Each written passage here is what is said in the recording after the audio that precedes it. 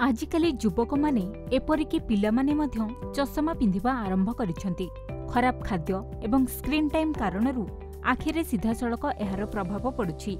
एहा व्यतीत थायरॉइड एवं मधुमेह भली रोग हेतु मध्य दृष्टिशक्ति कमिबाकू आरंभ करुछि। तेबे दृष्टिशक्ति कमिबा, आखि जंत्रणा हेबा किंबा आखि जलापोड़ा आदि समस्या पई योगाभ्यास सबुठारु अधिक प्रभावशाली होई पारे। तेबे आसंतु जानिबा केउ सबु योगासन आखि को सुस्थ रखिबारे लाभदायक होइथाय। अनुलोम विलोम। अनुलोम विलोम प्राणायाम रक्त प्रवाह को बढ़ाई थाए। यह आखि को सुस्थ रखिबा सहित आवश्यक मुताबक अम्लजान आखि को जोगाई थाए। शीर्षासन।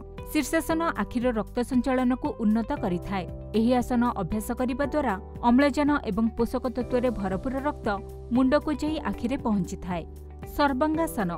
सर्वांगासन आखिर मांसपेशी को आराम देइथाए एवं चाप को ह्रास करिथाए। एही आसन अभ्यास करिबा द्वारा आखिर व्याधि भल होई जाय थाए एवं दृष्टिशक्ति उन्नत होई थाए।